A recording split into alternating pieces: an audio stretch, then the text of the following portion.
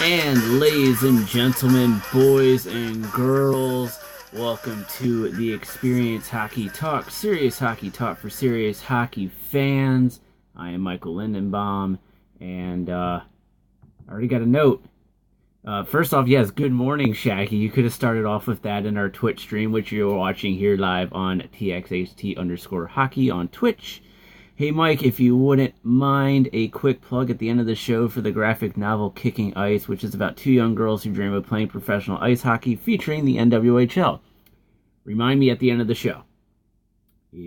Putting this at the beginning of the show will not let me remember things to do at the end of the show. There's a running gag between Dixon and I where we have to remind each other something, and instead of doing it at the time when we need to do it, I go do the reminder to Dixon like that immediately. So remind me at the end of the show, and I will make sure I get another plug in there. So it's a graphic novel called Kicking Ice. It's about two young girls who dream of playing professional ice hockey. Hey Dixon. I know there's a graphic novel I need to plug. Thank you so much for that.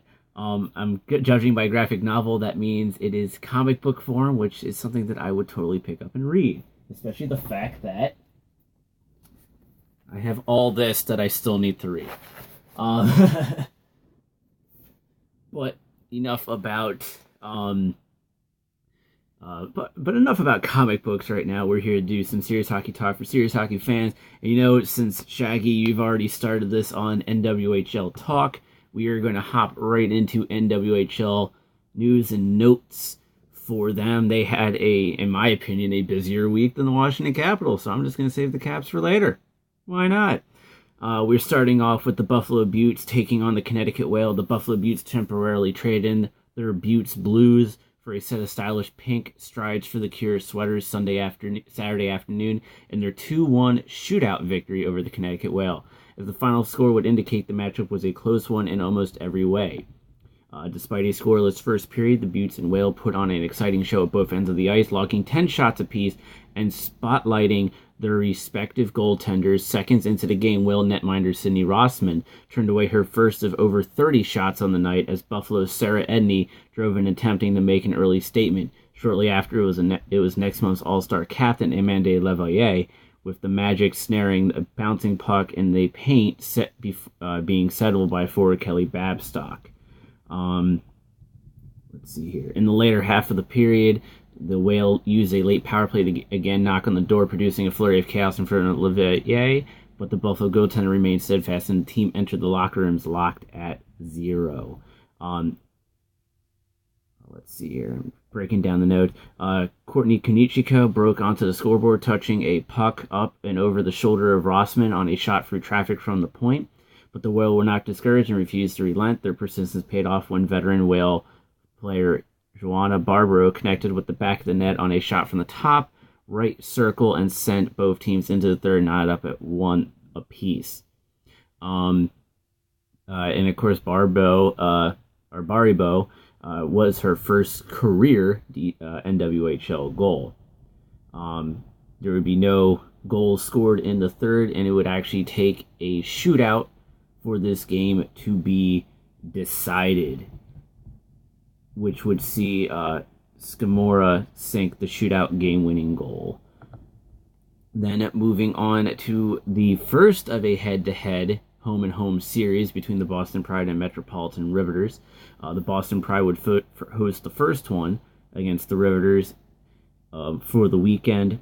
Despite a strong start by both teams in the first period, the Riveters took command of the second and third periods and came out on top with a final score of 5-1. And I apparently have it where I don't get the actual box score. Okay. Both teams came out flying in the first period, and it seemed the Pride initially had the upper hand and generated some quality scoring chances early in the period. However, the Riveters were the first to get on the board. The Pride were granted a power play at 13:33, but quickly squandered that opportunity when they turned over the puck, resulting in a breakaway opportunity for Riveters forward Alexa Grushko. It was academic for the league's leading scorer, who buried the puck past Pride netminder Brittany Ott to score her 8th of the season and put the Riveters on the board.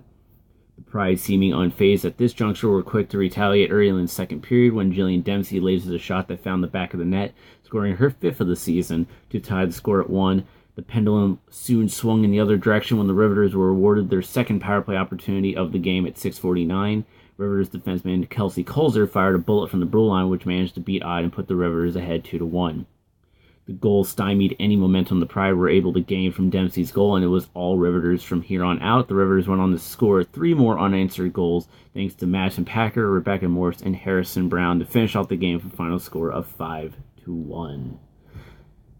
And then in the second game of the back-to-back, perhaps showing some effects of playing the night before, the Metropolitan Riveters escaped with a 2-1 win against the short-handed Boston Pride on Sunday, completing a 2-city sweep and improving to 10-0-0. Following a scoreless first period, the Rivs scored both of their goals in the middle period. First, Bray Ketchum scoring from an impossible angle behind the Pride net, and then Madison Packer took a drop pass and ripped a shot for Boston goaltender Brianna Lang's 5-hole. Boston's parade to the penalty box early in the game stunted their momentum for the second straight day/game and made it nearly impossible to claw back into the game. But in the final period, it was the Rivs who made frequent trips to the sin bin, and on the 4th Pride power play of the game, it was Dana Trevino who got her squad on the board when her shot from the slot rifled past Katie Fitzgerald just over 4 minutes into the period. The Pride had a golden opportunity to even things with a 2-player advantage for a full minute 43 seconds, but the Rivs PK, led by their defensive core, was unwilling to relinquish the lead. Fitzgerald finished with 19 saves for the win, and Lang played well and earned herself... Brianna Lang played well and earned herself 26 saves, but was a hard luck loser for the second time in as many career starts for the Pride. Player of the week for the NWHL, after allowing just 2 goals over back-to-back games this weekend over the Boston Pride, Katie Fitzgerald of the Metropolitan Riveters has been named the NWHL Player of the Week. Fitzgerald's Riveters defeated the Pride 5-1 in Boston on Saturday and 2-1 in Newark on Sunday. For the weekend, Fitzgerald made 41 saves on 43 shots. One of many MVPs so far this season for the undefeated Riveters, Fitzgerald has started every game for her team and has a 10-0 record with a 1.40 goals against average and a .940 save percentage. She has made 218 saves on the season and allowed only 14 goals. And this is coming off a 2016-17 season which Fitzgerald was selected by NWHL media as goaltender of the year. The 5'10" Fitzgerald played 4 years at St. Cloud State University before joining the NWHL in 2016. So congratulations to Katie Fitzgerald on becoming NWHL Player of the Week. Gonna hop over here real quick to see if these schmucks have been commenting. They have not. And of course, when I say schmucks, I refer to the same 2 guys who watch all the time, which, by the way, thank you, Dixon and Shaggy. Moving on real quick, before I do what's on tap for this weekend, the NWHL Isabel Cup playoff format has been announced. The National Women's Hockey League announced that all 3 Isabel Cup playoff games in 2018 will be hosted by the team with the higher seed. The games will not be at a neutral or predetermined site such as last year when the Isabel Cup was scheduled in advance at Songa's Center on the campus of UMass Lowell. In a single elimination format like last season, the semifinals will be played on the weekend of March 17th through 18th, and the winner-take-all Isabel Cup final will be played on the following weekend. So, much different this time around. It'll not be played in a neutral site. It'll all be played where the higher seeded team is located. So, for instance, the Metropolitan Riveters are the top seed. So, if they remain the top seed, they will host their semifinal matchup, and then they will host the Isabel Cup if they are the team that goes to the Isabel Cup and is the highest seed. This is very traditional to how it is in every other sport. Well, except for that stupid game that's being played next Sunday. But it's how it is in every other sport where the highest seed team actually does host the playoff game. Same with the championship game, like that stupid thing that's happening next Sunday night. That we'll talk about that later. Because Dix and I are doing something that day that's a lot more entertaining and a lot more fun. So that's how the Isabel Cup playoffs is going to be. March 17th is the first day of those playoffs, so we are about a little less than 2 months away from that. So expect things to really start picking up in the NWHL, especially when it comes to seeding, because some of the standings for this season, when you look at it, Metropolitan Riveters have the commanding hold on the first place. Buffalo Beauts are in second place with 12 points with a 6-4-0 record.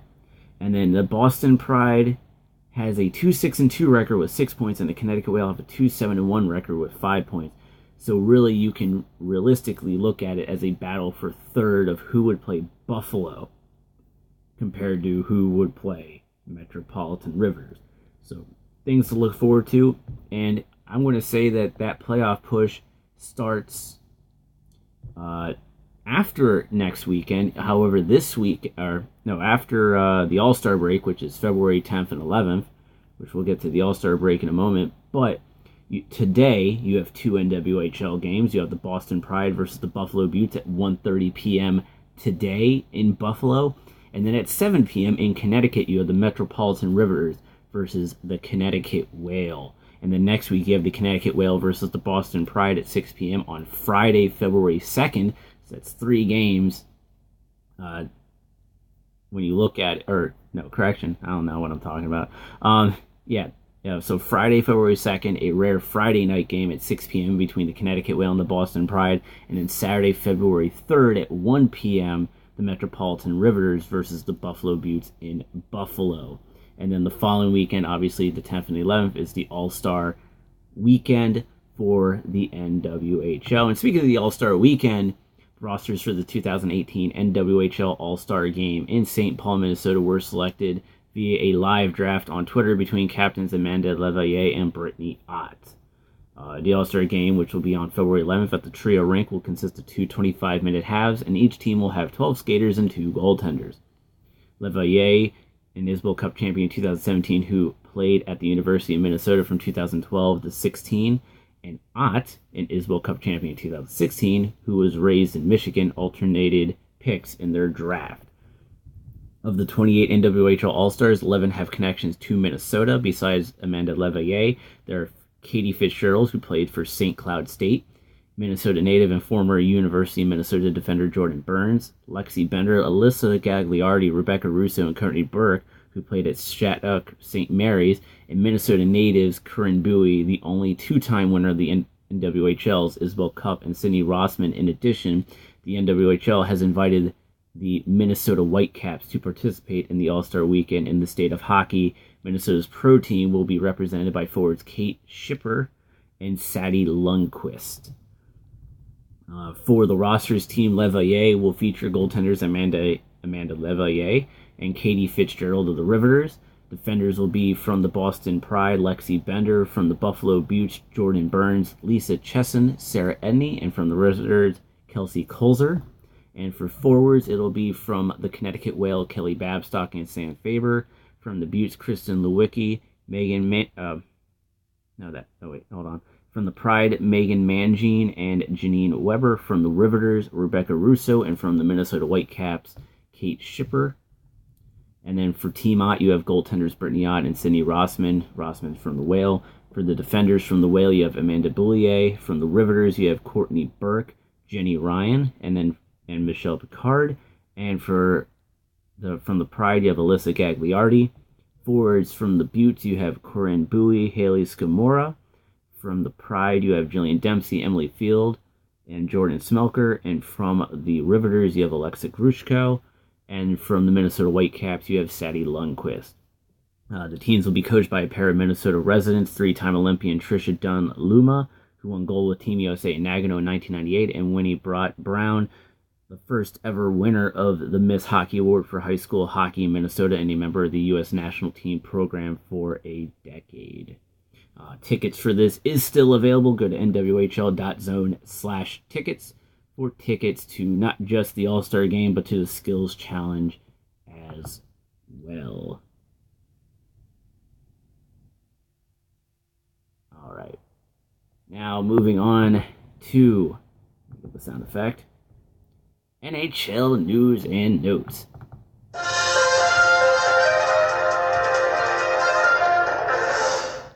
love that sound. Kill that.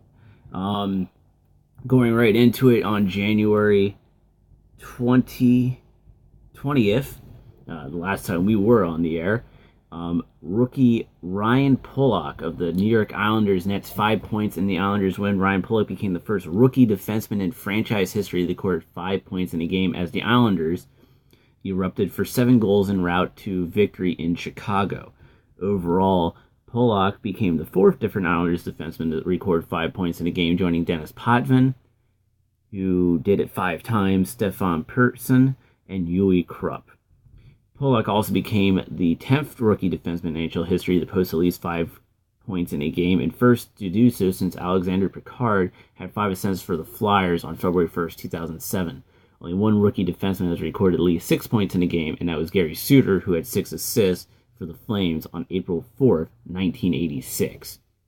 So before Dixon, myself, and Shaggy were born. Awesome. Let's see here. Nathan MacKinnon scored for the 5th straight game on a career-high run that includes 3 game winners to lead the Avalanche to their 9th consecutive victory, the longest win streak in the NHL this season. Colorado's win streak is tied for the 2nd longest in franchise history. The Boston Bruins extended their point streak to 16 games, and John Klingberg was one of 3 players to record 3 points as the Stars matched a season high with 7 goals to conclude their 4-game road trip with a 3-0-1 record. And then Patrick Kane also notched 3 points to become the 5th player to record 800 career points with the Blackhawks franchise. Only 2 players have more points than Kane since he entered the league in 2007-2008, and that is Washington's Alex Ovechkin, who has 887 points in 805 games played, and Pittsburgh's Sidney Crosby, who has 856 points in 671 games played. Kane reached the 20-goal mark for the 11th time in as many NHL seasons. Elias notes that Kane joined Keith Tkachuk 12 seasons and Phil Kessel 10 seasons as the only U.S.-born players in NHL history to reach the 20-goal mark in 10 or more consecutive campaigns. Kane has also become just the 4th player in Blackhawks history to score 20-plus goals in 11 straight seasons at any point in his career. So, moving on to the next. You had on Sunday, Golden Knights take over first place in the NHL standings. 5 different skaters found the back of the net, and Marc-Andre Fleury made 27 saves to help the Golden Knights improve 31-11-4 this season and leapfrog the idle Tampa Bay Lightning for first place in the NHL standings. Vegas moved with 2 wins, a tying the NHL record for most by a team in its inaugural season, with 36 games remaining in its 2017-18 campaign. Joe Thornton collected a goal and an assist for 2 points to help the Sharks improve to 5-1-0 in their last 6 games.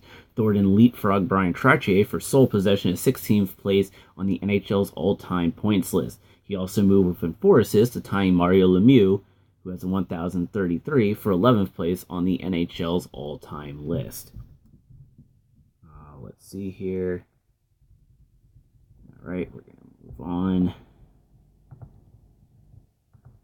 3 stars of the week, which saw Nathan MacKinnon, Connor Hellebuck, and Brad Marchand, who we'll get to a little bit later, all get the 3 stars of the week. The 3rd star, Brad Marchand, left wing of the Boston Bruins. Marchand led the NHL with 2 goals, 5 assists, with 7 points in 4 games to guide the Bruins to a 3-0-1 week, helping the team extend its point streak to 16 contests dating to December 16th. After being held off the score sheet in a 3-2 overtime loss to the Dallas Stars on January 15th, Marchand bounced back with 3 straight multi-point outings,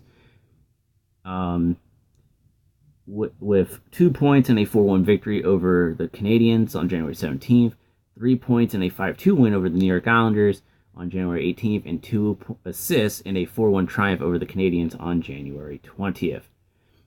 Then the 2nd star, Connor Hellebuck, goalie of the Winnipeg Jets, Helly Buck stopped 59 to 60 shots against, compiling a 2-0-0 record with a an 0.48 goals against average, a .983 save percentage, and one shutout to lift the Jets back atop the Central Division standings. And then the first star was Nathan MacKinnon, center of the Colorado Avalanche. MacKinnon registered 4 goals, 2 assists, and 6 points, including a pair of game-winning goals in 3 contests that powered the Avalanche to a perfect week in their 9th straight victory. The longest such streak in the NHL this season. He scored the decisive goal in a 3-1 triumph over the Anaheim Ducks on January 15th. MacKinnon then posted 2 goals and an assist for 3 points, his 8th 3-point performance of the season, and a 5-3 victory over the San Jose Sharks on January 18th. So those 3 men are your 3 stars of the week. And then going into some injuries. First injury we got here is we have Charlie McAvoy out at least 2 weeks for Bruins after having heart procedure. The Boston Bruins rookie defenseman Charlie McAvoy is expected to be out at least 2 weeks after having a procedure to correct an abnormal heart rhythm on Monday. McAvoy, following the game on November 26, 2017, Charlie told team physicians that he experienced heart palpitations during the game. Bruins internist Dr. David Finn said subsequently he underwent an evaluation which diagnosed him with a supraventricular tachycardia, SVT. The type of SVT Charlie has is not considered to be dangerous to his health, but can recur at any time and causes significant symptoms. So, definitely speedy recovery to Charlie McAvoy on that. And then for the Tampa Bay Lightning, things aren't getting better for them. Tampa Bay Lightning forward Andre Palat will be out 6 to 8 weeks because of a lower body injury. Palat was injured during the third period of a 5-2 loss against the Minnesota Wild on Saturday. In 46 games, Palat has 30 points, 8 goals, 22 assists, and a plus 17 rating. So, definitely a blow. And Tampa Bay also just recently losing Victor Hedman, their top defenseman. That is a huge blow for the Tampa Bay Lightning. And then on the 22nd, Jonathan Bernier made 29 saves against his former club, and Blake Cameo scored the go-ahead goal with 7:43 remaining in regulation as the Avalanche won their 10th straight game, which was against the Toronto Maple Leafs, extending the longest winning streak in the NHL this season. Colorado, who began their run on December 29th with a 4-3 overtime victory against the Maple Leafs, is 2 victories shy of matching the longest win streak in franchise history.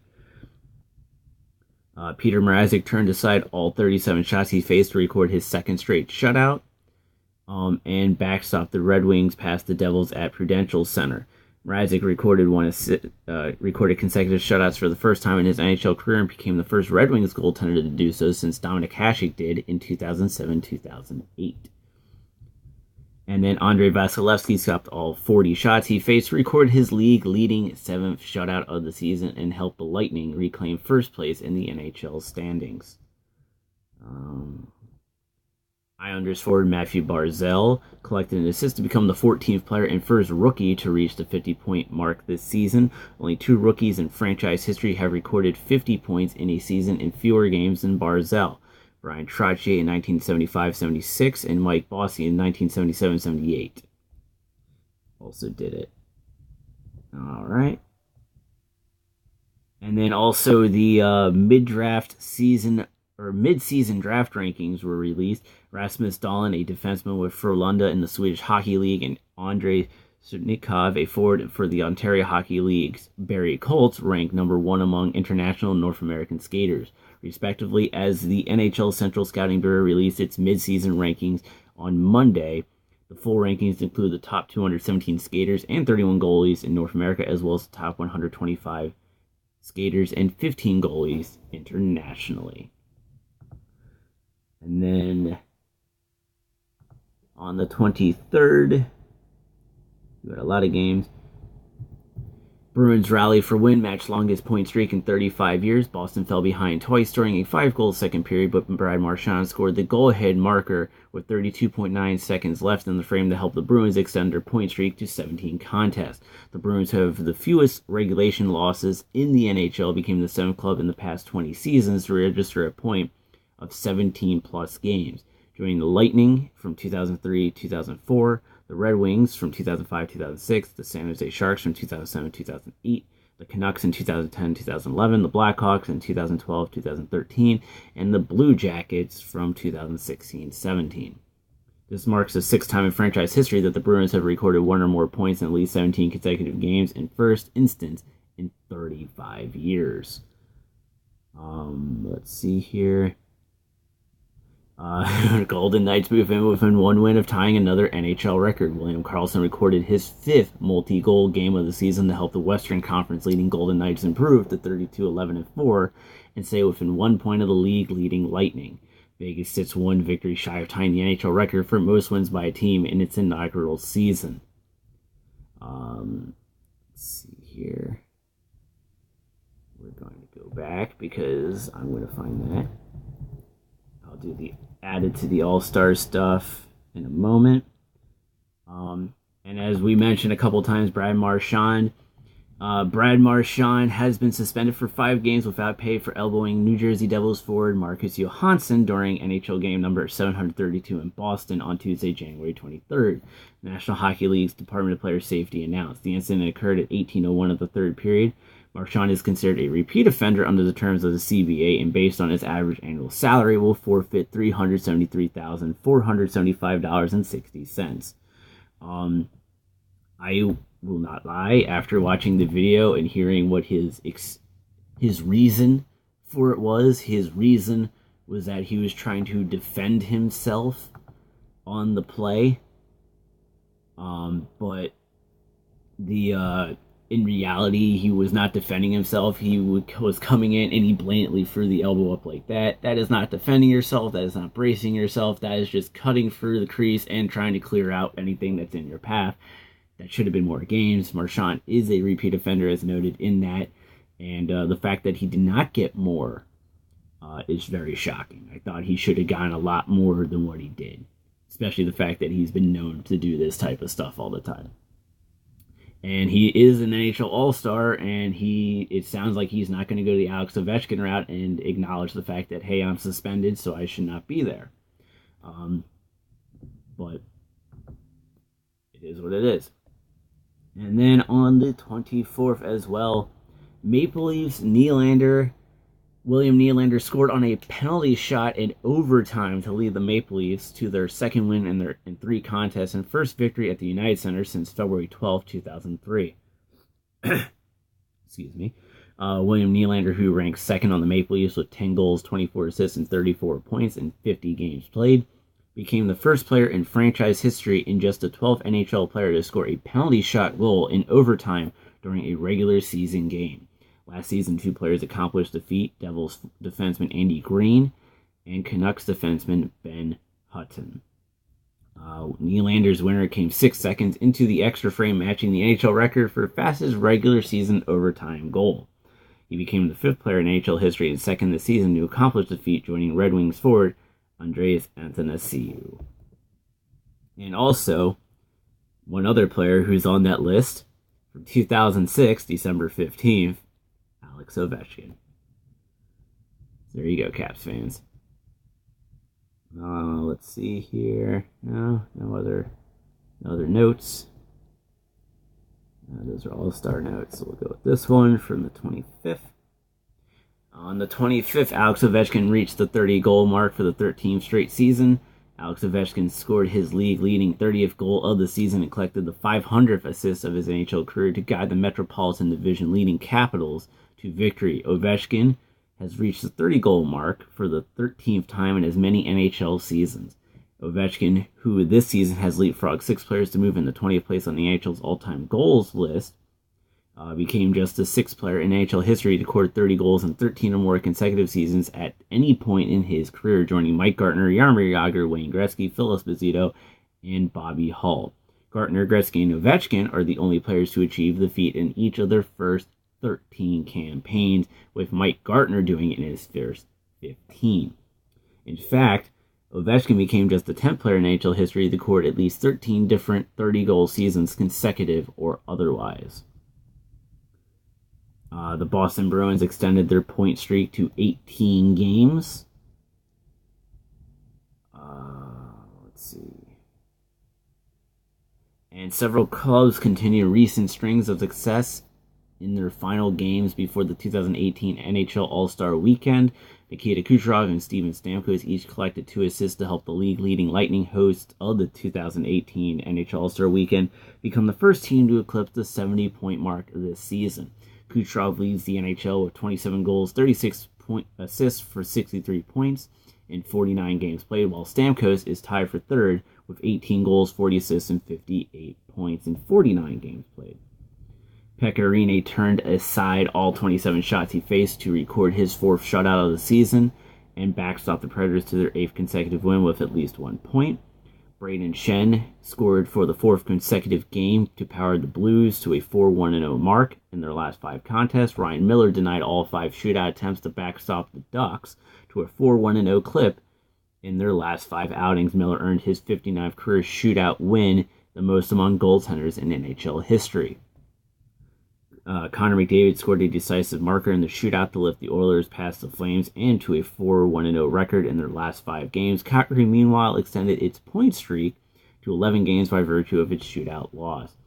And lastly, Robin Lehner recorded his 2nd straight shutout to backstop the Sabres to their 3rd consecutive win. Lehner became the first Sabres goaltender to post consecutive shutouts since Ryan Miller back in 2012. And let's see here. Look at the morning skate.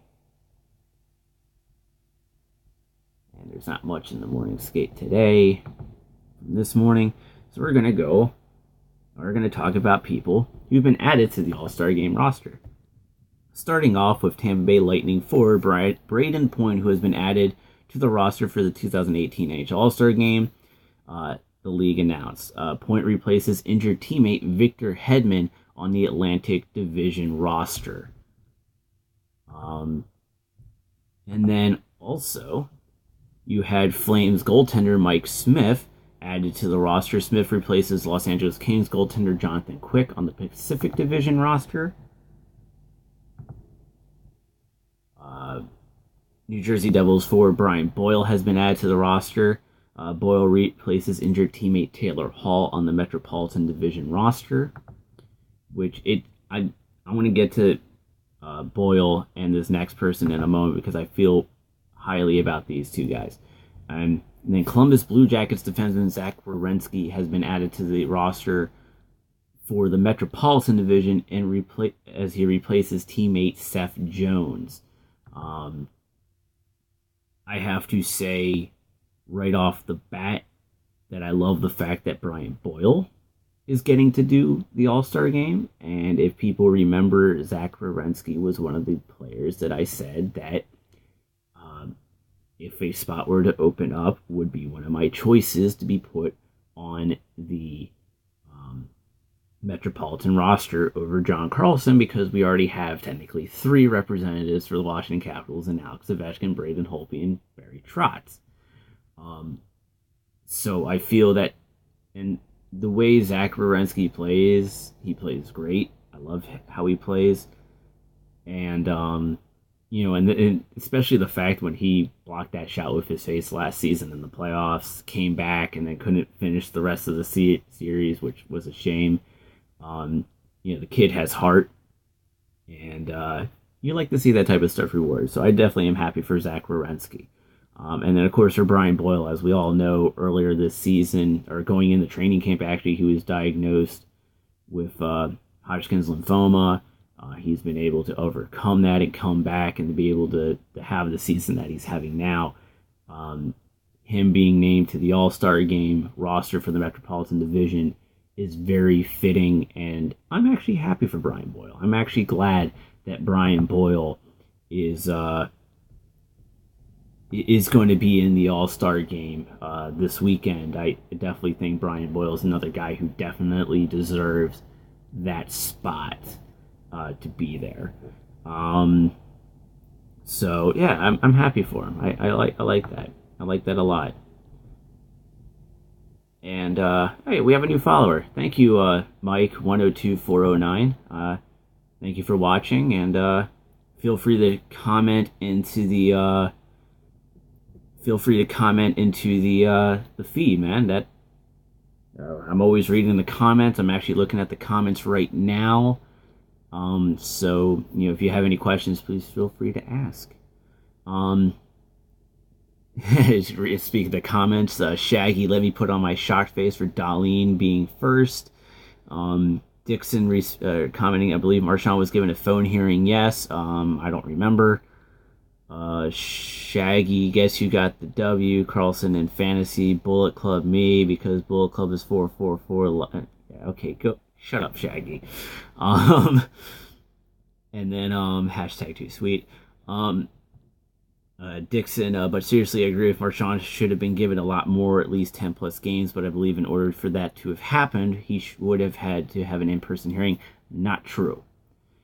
If you are offered an in-person hearing and you turn it down, you are then no longer exempt to the 5-game maximum for a phone hearing. If you were just told you're getting a phone hearing, you can only get a max of 5 games. However, if you get offered the phone hearing, you get if you're offered a phone hearing and an in-person hearing, and you turn down the in-person hearing and do the phone hearing instead, there is no maximum limit to it.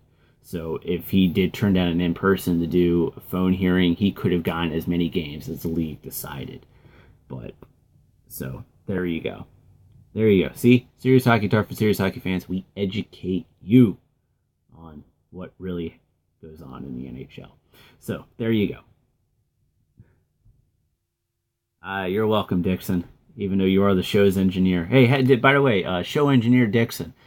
Did you share the Facebook post in the groups so people know that we're live? Probably not. But anyways, moving on into NHL standings, because this is the best point to actually look at the standings to see what's going on in the NHL, because we are at the All-Star break. In 1 month time, we will be at the NHL trade deadline, which we will be doing a trade deadline special on the day of here live on Twitch. But right now in the Metropolitan Division, I'm looking at this as a wild card. You have the Washington Capitals in first place with 63 points, followed by Columbus and Pittsburgh with both 57 points. Columbus having, I guess, the tiebreaker over the Pittsburgh Penguins in that. And then you have in the Atlantic, you have the Tampa Bay Lightning with 71 points, the Boston Bruins with 66, and the Toronto Maple Leafs with 61. Then going into the wild card picture for the Eastern Conference, you have the New Jersey Devils and the Philadelphia Flyers both with 56 points. It shows here that New Jersey has a tiebreaker over Philly on that. And then follow that, you with 55 points of the New York Rangers and New York Islanders, respectively. And then Carolina with 52 points, and then Detroit with 46, as well as Montreal. Florida with 44, Ottawa with 39, and Buffalo with 37 points. It is safe to say, looking at this, that we can easily rule out Ottawa and Buffalo. I'm doing the Craig Laughlin elimination of teams in January for playoff picture. I just don't see Ottawa or Buffalo making the playoffs this season unless they make a massive turnaround right now after the All-Star break is over. And I don't see that happening for them. But so I'm saying Ottawa, Buffalo out. I would probably say if Florida doesn't turn things around in the next couple of weeks, maybe by the deadline, they could be out of it before the deadline even hits. And I would say the same. Montreal and Detroit, I'm kind of leaving in it because they're And it's so weird because both teams are below 500 too. You know, you look at Detroit, they're 19, 21, and 8 with 46 points. And Montreal is 20, 23, and 6 with 46 points. Carolina is 22, 19, and 8 with 52 points. The Islanders are 25, 20, and 5, as are the New York Rangers with 55 points. So the Rangers and the Islanders both have the same number of wins, losses, and overtime losses. You know, they're 25, 20, and 5, respectively, both. You have the Philadelphia Flyers who are 24, 17, and 8. The New Jersey Devils who are 24, 16, and 8. Detroit and Montreal both have 46 points. Toronto has 61. So it's really hard for Detroit or Montreal to realistically make the playoffs by being in the Atlantic Division. They'd have no choice but to make it as a wild card. And Detroit is one of those teams that I actually see as a seller at the trade deadline. I can see them trading Mike Green at the deadline. I can see them trading maybe a couple other older guys who are probably in the last year of their contract that they can be used as rentals to teams in the playoffs or in a playoff push. Montreal is just a mess. I don't know why Carey Price signed that 8-year extension that he did, because they have no offense. They have a defense that's injured right now because Shea Weber is out with that lower body injury. Carl Alsner is, and I like Carl Alsner, but he's too slow for the speed of the game.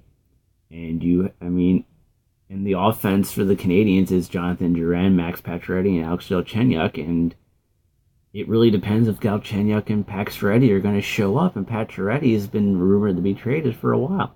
So it's so hard for Montreal, and we all know that it's going to be a Metro-filled playoffs with 5 teams from the Metro, 3 from the Atlantic. Philadelphia is 8-2-0 in their last 10 games leading into this. They lost their most recent game against the Tampa Bay Lightning 5-1. When they come back from this All-Star break, they'll be taking on the Capitals, I believe, for Wednesday Night Rivalry night, which I'll actually get to sit down and watch, compared to last Sunday where I got to watch the first period and then had to go play my own hockey game, along with Shaggy. Which, by the way, Shaggy, those lines will be up and you and I are back on a line together. So I hope you're happy about you're happy about me and you being back on a line together.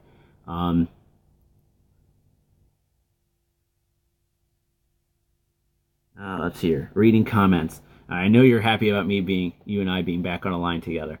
And that's the one difference about us. The Experienced Hockey Talk actually has people who play. Ask the others. Shaggy, can't believe the Caps are in first place in the Metro Division at this point. I agree, but I don't think that's going to stay. And I'll explain that in a moment. Ottawa did a massive run not too long ago, but you're right. I don't see that happening this year. It could be really interesting with Erik Karlsson for Ottawa as well. Maybe not at the deadline, but at the draft. Mike Deering to the Caps, oh God, no. Yeah, I agree. I'm against the idea. Actually, I'm against the idea of the Caps doing any major trade at the deadline this season. I like to see the Capitals stay pat and actually try to win with what they have. Because I feel that if they do a trade to bring somebody in, it'll just ruin the flow, or they'll just get lost in the shuffle. Like we've seen with like Dustin Penner and Martin Edrad and Tim Gleason. No, was it Gleason? Yeah, it was Gleason. Yeah. So, and Mike Weber. Yeah, so there's a bunch of guys who I think are, I don't think the Cavs should do a trade. I don't think the Cavs will be in first. Philly's actually on that role now. They figured it out. They're getting it together, and they're putting together really good games. From what I've heard, after I had to leave after the first period to play my game on Sunday, the first period, from what I saw between the Cavs and the Flyers, was really good playoff hockey, and that's what that type of game was. And if the Flyers are going to be playing that consistently going into the playoffs, and they're just heating up now, that's a team that could theoretically be one of the top 3 seeds of the Eastern Conference. especially with the way the Caps have been playing, which, let me look at something. 4-day break, 5-day break, 3-day break, 5-day break. So the Capitals this month have had 2 5-day breaks, 1 4-day break, and 1 3-day break. This month has been very lackluster for the Washington Capitals as a result. And I'm not happy about it. I'm not. At all. I think this has been the most lackluster month for the Washington Capitals all season. And it's because they had that 4-day break in the beginning of the month. Then they followed it up with a 5-day bye week, which they don't need. You have the All-Star break this week. And then you had a 3-day break, which, okay, you can kind of throw that in there, and the Caps are notoriously not good for playing good after days longer than 2 in between games. And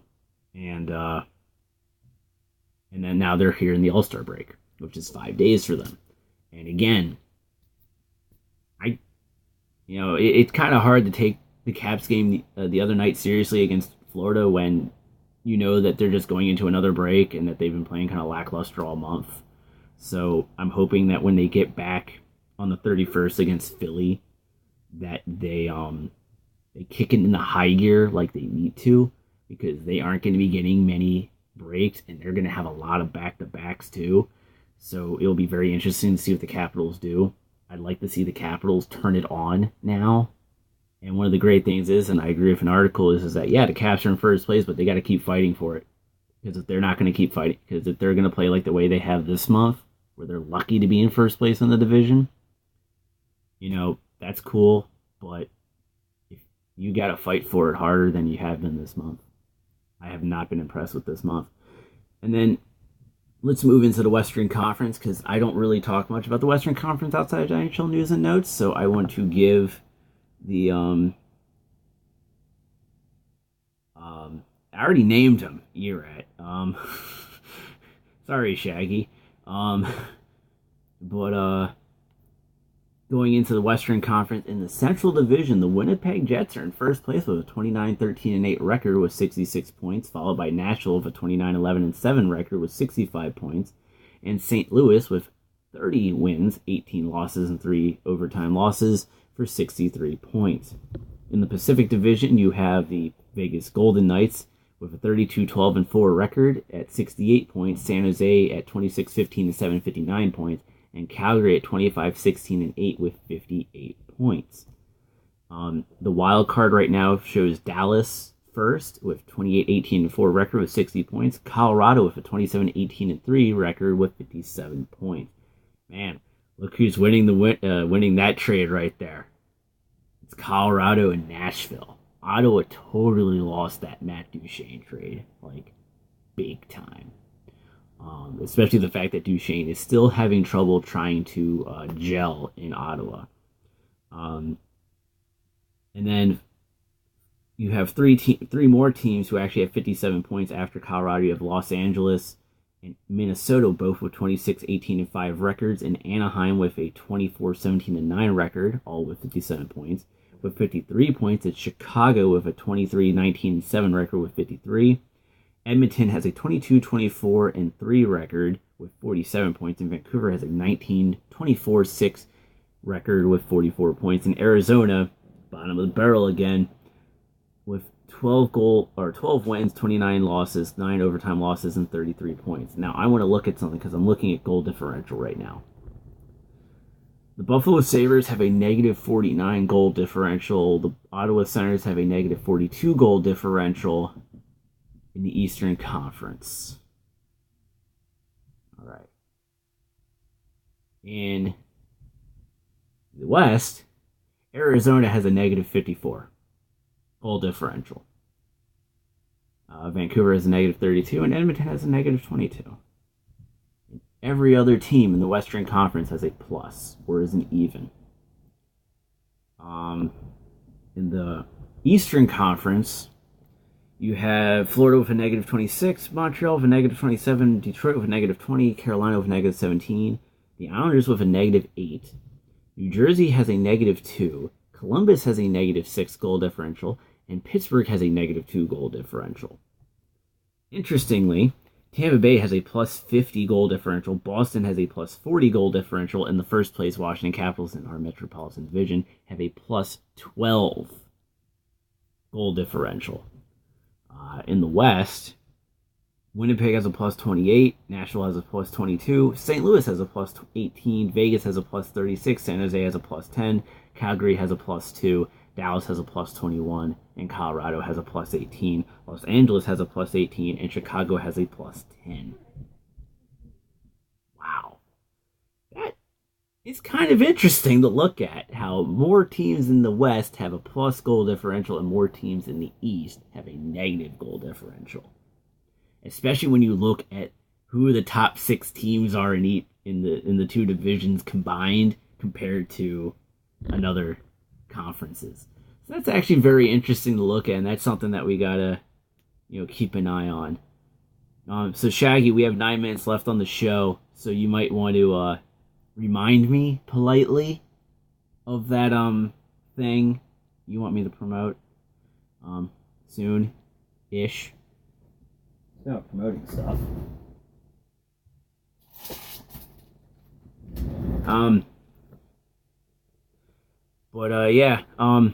Speaking of promoting stuff, real quick, as everyone knows, next weekend is Stupid Bowl Sunday weekend.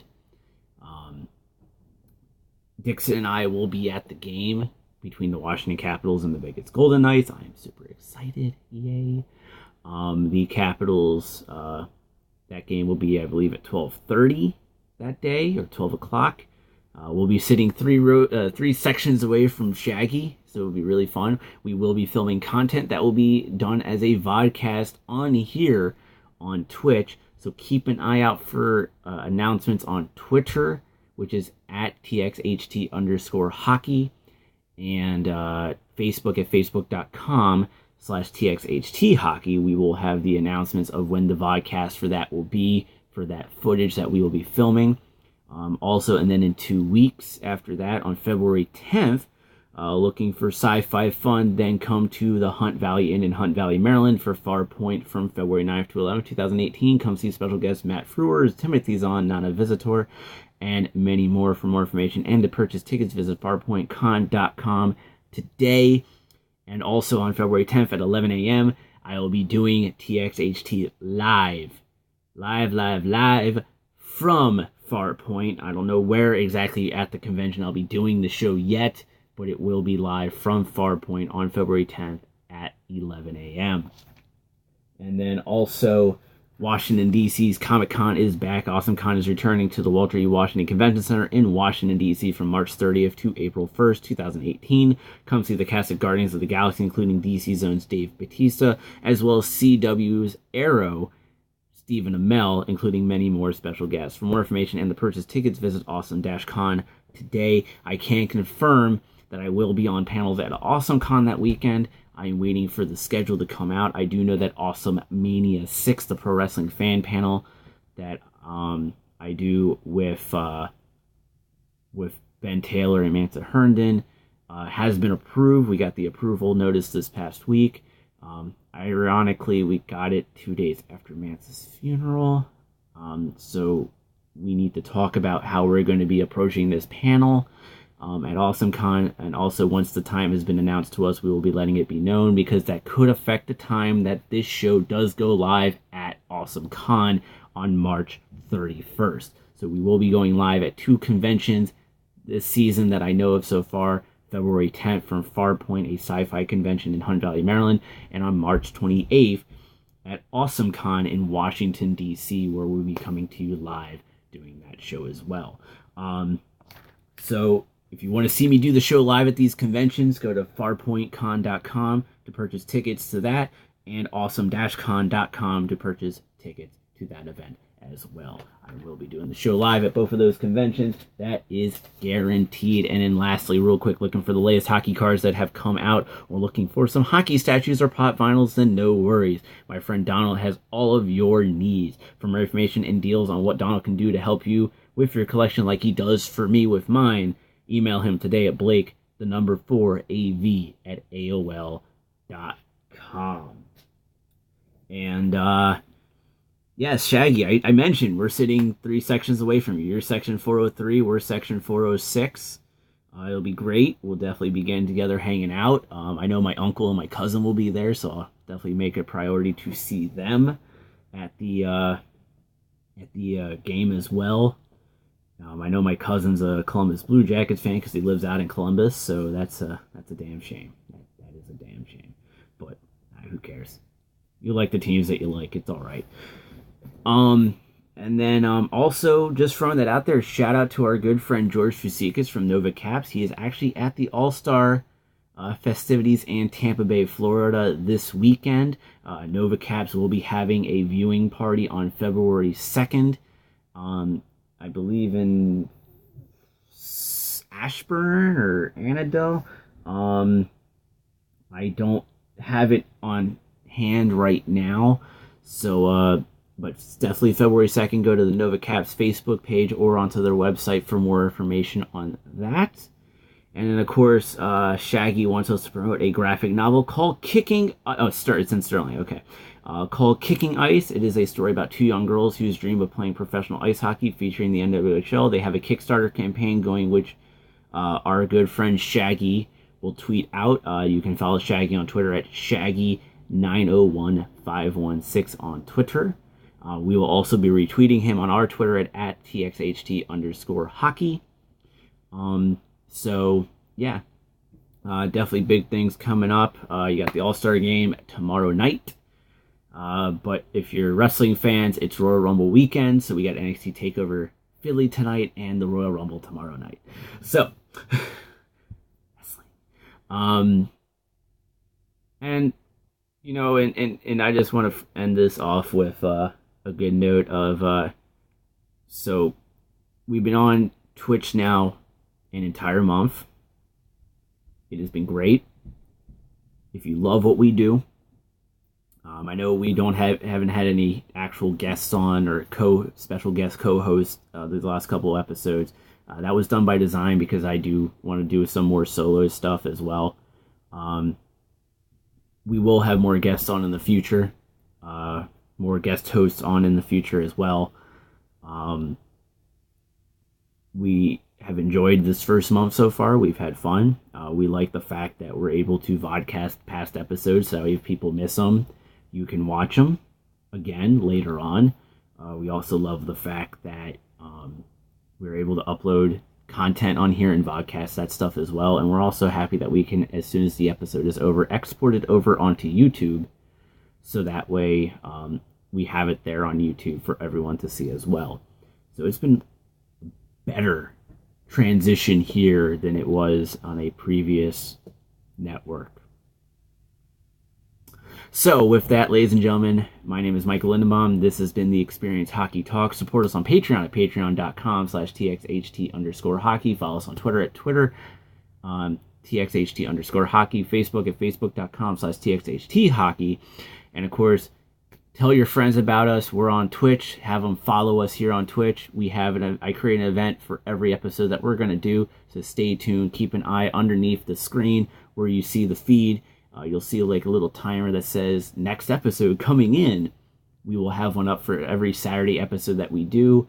And I will have one up when we have a set time for when the Vegas Golden Knights Washington Capitals Super Bowl Sunday footage will be available for vodcast. So keep an eye out for that. I would say tell Dixon to say goodnight, Dixon, but Dixon is not on Skype with me right now, so good night, Dixon. Good night, Dixon. All right, ladies and gentlemen, until next time, we will see you on the ice.